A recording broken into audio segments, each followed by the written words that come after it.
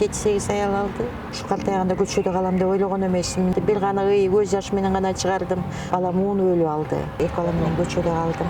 Жаңы түрмөдөн чыгып келген адам мени ала качып алган. Мен үчүн бир бороондо тагдырдын эшиги ачылгандай болгон.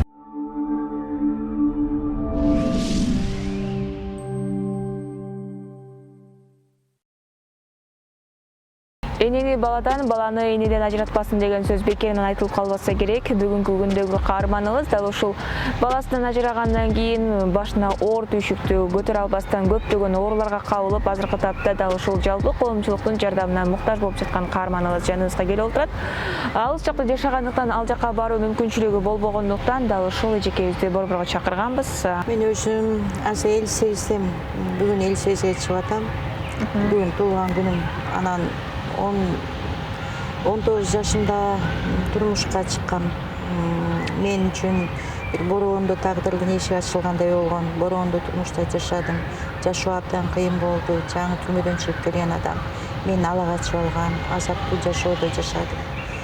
Ошентип 2 балалуу болуп калды. 2 бала менен кете албай 5 жыл жашадым. Кыйынчылык, азаптуу күндөр өттү. Аягында чыдоом чек болгон жок. Мен ажыраштым. Кызым 2 жашында, балам 1 жашында ажыраштым. Бара турган жерим жок. 2 бала менен көчөдө калдым. Анткени өзүмдүн атам каза болуп, апам экинчи турмушка чыгып, анын кайненеси каарлуу иши, кайынсиңдер каарлуу иши болчу. Кайненем апамдын турмушун бузбайын деп мен аякка барган жокмун. Анда Союз маалында балдар менен жумушка алчу эмес. Барып балдарын багып жата бер деп. Анан көрүнгөндүн үйүндө баягы оту менен кирдим, гүлү менен чыктым, эптеп балдарды чоңойтуп алайын деп, короосун шыпырдым, сүтүн саадым, тесегин ташыдым дегендей иши кылып балдарды чоңойтуп алдым. Качан балам 4-кө, кызым 5-ке чыкканда анан кийин чүйгө келдим. Бирөөнүн тайынеме, бирөөнүн тайэжеме таштадым. Чүйгө келип, бияктан кичине иштеп, анан үйлүү болдум. Үйлүү болгондон кийин анан автоокрушка учурадым. Ошондо катуу аварияга түшүп болдум да, анан мээге кан куюлуп кетти.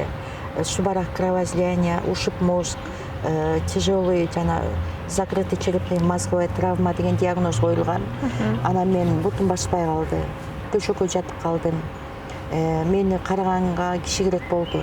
Мен баламды алып алдым. Ошондо балам 7 жашта болчу. Баламды колума алып алдым. Баламга турмуштун оор камыты баламдын мойнуна илинди. Баягы саат 11-ге чейин балам окуйт, 1-класстан 7 жашында. Эмеге 11-ден кийин поездге чыгып, Меркеге чейин жанагы майда чүйдө пиво, лимонад сатып, сода кылып, кайра Меркеден чүйгө чейин сода кылып келип, ошентип бала мени багып, тамак ашымдап келип, окуада чуркап, шылып, балалык таттуу күндөрдү көргөн жок. Турмуштун алып базарында кайнады, кыйынчылыкты көп көрдү. Балам мени ушуга чейин багып келди. Анан балам үйлөндү, эл жетип чоңойду, үйлөндү. Үйлөнгөндөн кийин анан 1 жыл жашагандан кийин аял менен урушуп, аял кетип калса, баягы катуу балама жашоодо дагы бул жашоосун эң алгачкы сокколду билбейм. Балам 10 өлүп алды. Канча жашында? Балам 24 жашында 10 өлүп алды. Балам өлгөндөн кийин мага катуу сокку болду. Мага эмнедир жашоомдо сыноонун үстүнө сыноо кетпей койду, соккунун үстүнө сокку кетпей койду. Балам өлгөндө билбейм, сөз менен жеткирип бере албайм. Жан дүйнөм бир от болуп жалбыртап, өлтөнүп жатты. Бир гана көз жаш менен гана чыгардым. Катуу оорудум, мурдакыдан да катуу ооруга чалдыктым.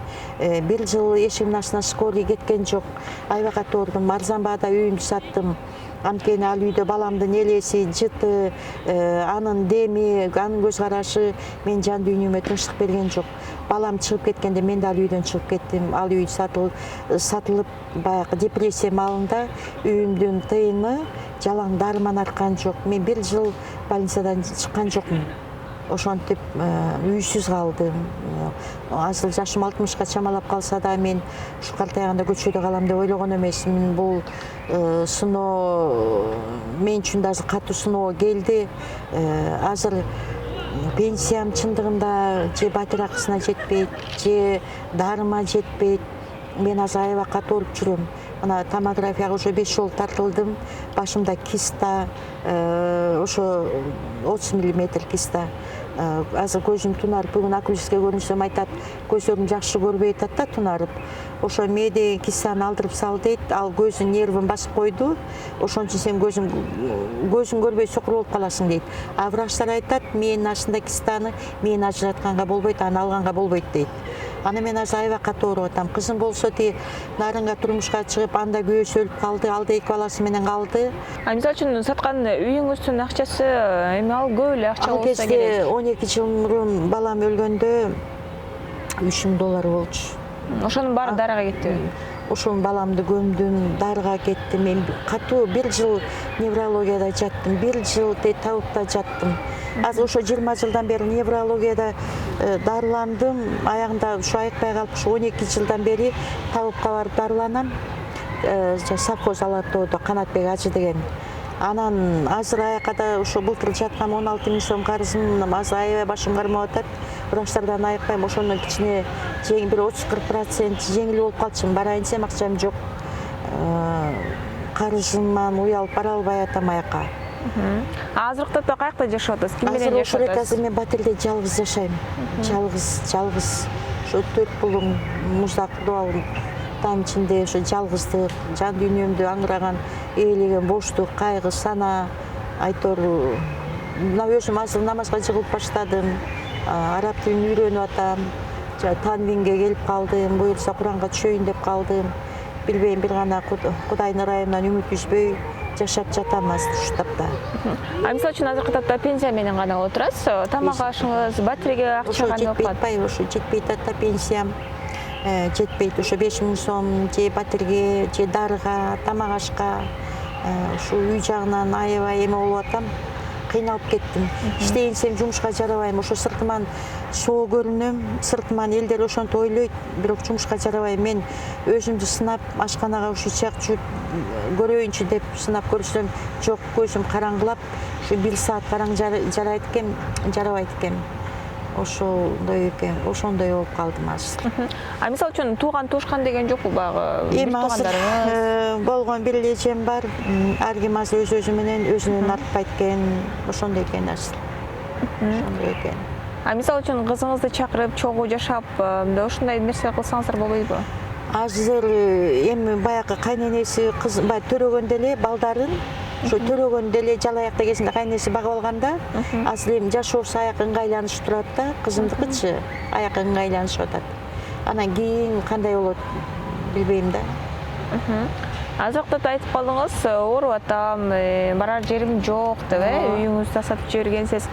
Анан деги эле ушул врачтар айтып жатабы, башыңыздагы кистаны бүтүндөй алып жок кылып койсо болот деп? Жок, менин астында болбойт ачканга деп, уже 30 жылдан бери айтып келатат, болбойт дейт. Мен азыр моки оорум уже күчөгөнүн күчүп атат. 30 жыл болду, оору да эскелет экен. Күчөгөнүн күчүп атат. Жанагы бир өчүп бараткан өмүрүбүздө эле жана шам чырак сыяктуу эле бир өчүп бараткандай эле болуп баратам. Возраст боюнча да өчүп баратабыз да биздин жашообуз. Анан кийин билбейм.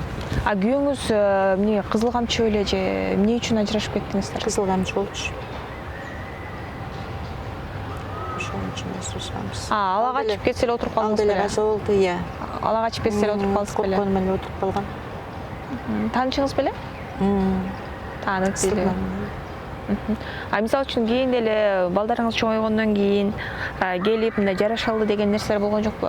Жок, аны менен жашаганга болбойт. Эмне себептен? Болбойт, кызыл камчы. Жаш өтүп калса көп аял алды, менден кийин көп 7-8 аял алды. Мисалы үчүн ошол ажырашып кеткенден кийин дагы балдарыңыз чоңоюп, жана үй алгандан кийин турмушка чыккан жоксуз? Мен жалаң оору менен 60 жаштыгым өттү. Мен жалаң оору менен. Онкология, женский деген операция болдум, баардыгын алдырдым. Азыр бөйрөгүмдө таш бар дейт, боорум чоңоюптур дейт, белимде грыжа бар, сколиоз бар, оору толтура. Бирок ушул тапта азыр мен башым айланып, көзүм тунарып, ушу жаздын эмеси го, эметип атат. Кыйналып атам да аябай. Ушу баардык үмүтүм ушу элдерде, силерден үмүт кылам, баягы баары Аллахтан каалоосу болсо баардыгы жакшы болот, баары Аллахтан да. Allah'tan ümit kılayım. Adamlar sebepkar bulup koyat.